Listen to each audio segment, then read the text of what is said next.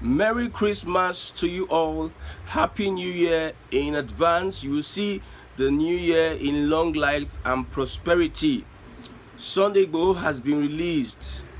Dele Farotimi has been released. So it is time for Mazi Nnamdi Kanu to be released. We are calling for the release of Mazi Nnamdi Kanu. We know that there are forces that don't want this guy to be released, this wonderful Igbo man to be released. We know that most of those forces are in Igbo land, and the Igbo youths are going to deal with them in time to come. Yes, we are appealing to the government of President Bola Ahmed Tinubu that they should consider the peace in the southeast and release Mazi Nnamdi Kanu. Let justice go round. Let justice be served all around.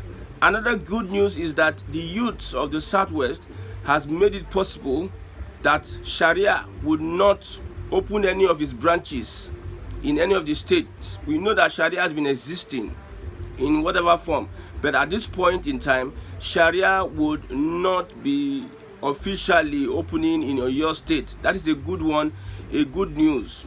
It is high time that we push back narratives that destroy what brings us together. The connection the South has is Christianity. The connection the South, whether Southwest, whether South-South, whether Southeast, whether South-North, because we all have all this South-South thing. It is Christianity that brings us together, and that is very, very important. No Fulani fundamentalist, no extremist will bring division amongst the Southerners, because whether the country divides into Oduduwa, Ijaw nation and Biafra nation, we have something in common that brings us together. That's why I was among the first persons that talked about the Sharia in Oyo State, Ibadan. I was amongst the first persons that talked about it. And you see, one thing about the social media or the media is a powerful tool that helps governments redirect its policies. It's a powerful tool that drives narratives and push for social change. There's a video of Seyi Makinde, the governor of Oyo State. He spoke about the issue of having Sharia law court in the Southwest. Southwest youths, even some Southwest Muslims, have been vehemently fighting against, pushing back against this ideology of bringing in Sharia into the Southwest.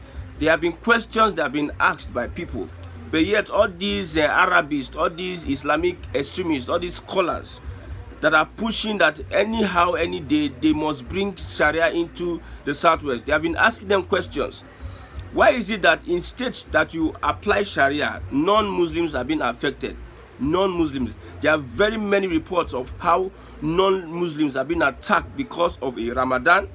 You are eating and somebody feels that what you are eating is affecting his fasting. He attacks you or whatever happens. And the state does not prosecute that person because Sharia law is in application.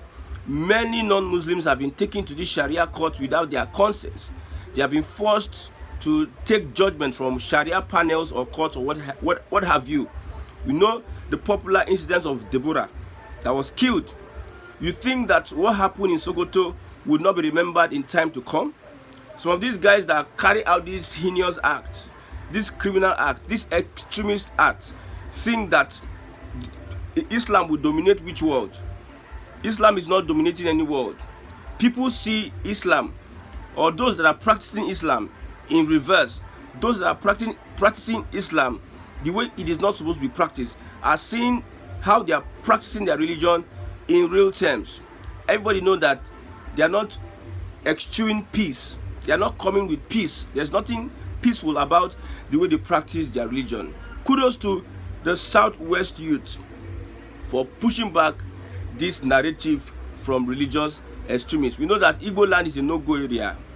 It is a no-go area. One of the reasons why these Fulani fundamentalists, Islamic fundamentalists, have not yet Islamized Nigeria is the tenacity, the pushback from the southeast, south, and some places in the middle belt, especially the TV.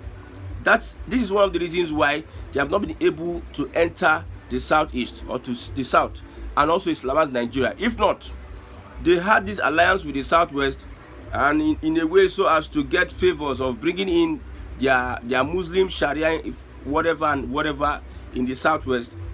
There's a tweet from one Omotayo Williams talking about how a supposed president, Bola Ahmed Tinubu, our president now, it is a report, is a tweet from him that maybe one of the deals that he had with the people in power then, the cabal then, was that there will be a spread of Sharia in southwest states.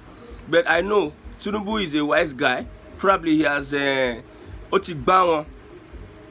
He has played the fast one on them, like he did during the elections, whereby he was doing as if he was going to die the next day. But look at a man that is strong. Look at a man that is hale and hearty. I'm not saying this because I support President Bola Ahmed Tinubu. I'm saying it because what connects us together from the south is Christianity, the Christian religion, our liberalism, and how we think about issues, especially with the tax bill. That is why I'm talking about this thing. We know the challenges on ground. We know the Ronu thought they're the ones that were pushing back. No, the Ronu did not push back. You see, it is the Christians that pushed back. Yoruba Christians that really pushed back this extremism. In Lagos, when it comes to voting bloc, the Yoruba Christians have a lot of voting bloc. We have more Christians in Yorubaland than any other part, except the south. In the north, we have Muslims and Christians, but Yoruba has more Christians. Some parts of North Central and some part of the Northeast, southern parts of the north, we have more Christians. Someone was asking, is this country more populated by Muslims? There are questions, there are answers, various answers accrue to that. But when you look at population census, you know that some of those Malam, those Alajis in the north, they will not allow you count. They'll just tell you this is an amount of people in my house. The population has been flawed, especially in northern Nigeria, because politicians are using that population to create local government and to get money from the center. So many lies, so many manipulation and propaganda with population, especially in the north. Somebody said he traveled to the north, to 24 states. Yeah, for the past 4 days he traveled to 24 states in Nigeria, and he says that northern Nigeria is not as populated as southern Nigeria. The reason is why I'm saying that it will have been a better time for southern Nigeria to come together. Let me tell some people that think that Igbos want to take your property, Igbos are having a plan. There's no plan anywhere from any Igbo man. I don't think of any. Maybe an individual Igbo man wants to succeed in his environment. So there's no collective plan that some people are sitting down, okay, let's plan on how we can take over politically or how we can be inclusive. I told you that Igbos are those that are really acting on one Nigeria. Forget what they are saying. When they are everywhere contributing their quota.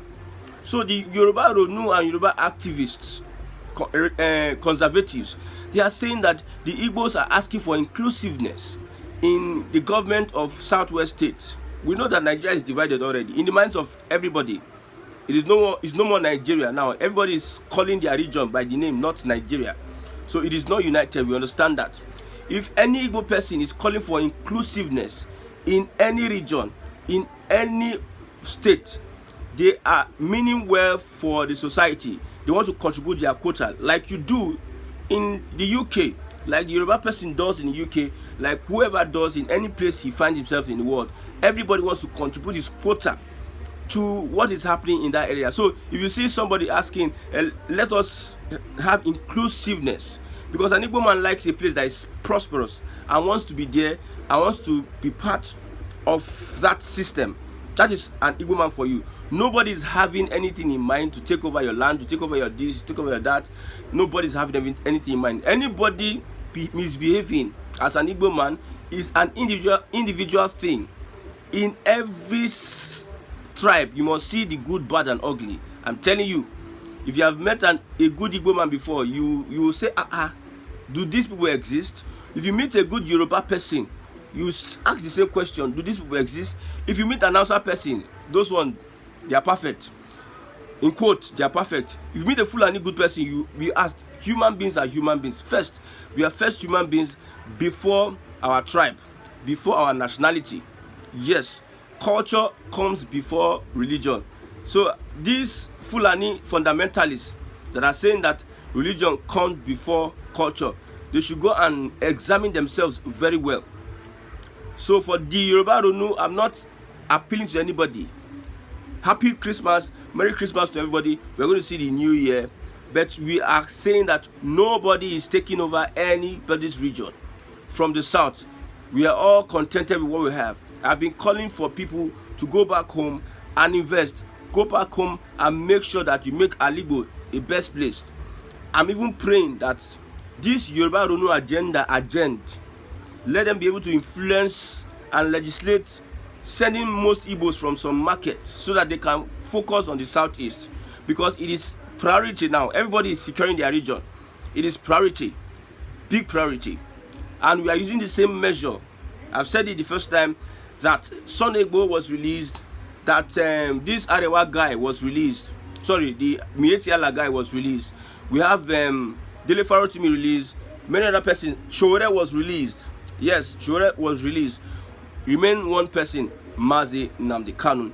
The Igbos have been on the other side of the end of the stick. They have been at the receiving end for the past 60 years.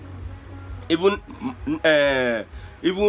Azikwe made mention of the fact that Igbos have been at receiving end. When he made a speech in Aba, Azikwe said that we have been at the receiving end. Every single decade, the Igbos have been at the receiving end. It is time for the Igbos to now think, the Igbos of this generation, of this new generation, of this jet and tech age, go back home and hajele your place. Go back home and organize your place before you go back to where you are. Be good. Try and develop yourself in whatever field you find yourself, and help an Igbo person, your Igbo brother, to develop. Help your community to be enlightened.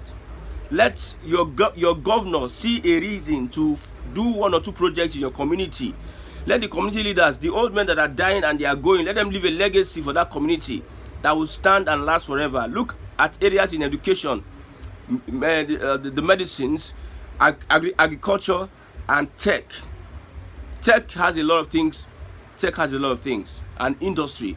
These areas are areas we need to look into. And preserving our culture, we should find ways. One of the reasons why I've said that the Igbo men of then is different from the Igbo men of now is that we have an Ohanese.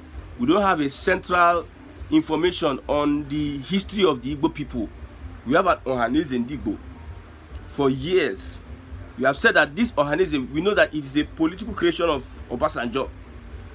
It's a political creation of Obasanjo. We have an Ohanese. Yet we are not doing things to preserve our culture. An example is Nollywood was dominated by the Igbos. The earlier days of Nollywood, they were dominated by the Igbos. But now who are those dominating it? It is the Yorubas, because the Yorubas have a grand plan. They have a goal and target. And they are preserving their culture, churning out. It seems they share themselves into 5. Every 3 months or before 4 months, these guys are busy churning out Yoruba movies. And these Yoruba movies are being watched by all audiences all over the world. It is being translated. Everybody watch Igbo outside Yoruba, but they speak Yoruba language. If you lose your language, you have lost a vital part of your culture. No wonder you see these religious fanatics bringing in all sort of rubbish into the South. The South cannot be like the North.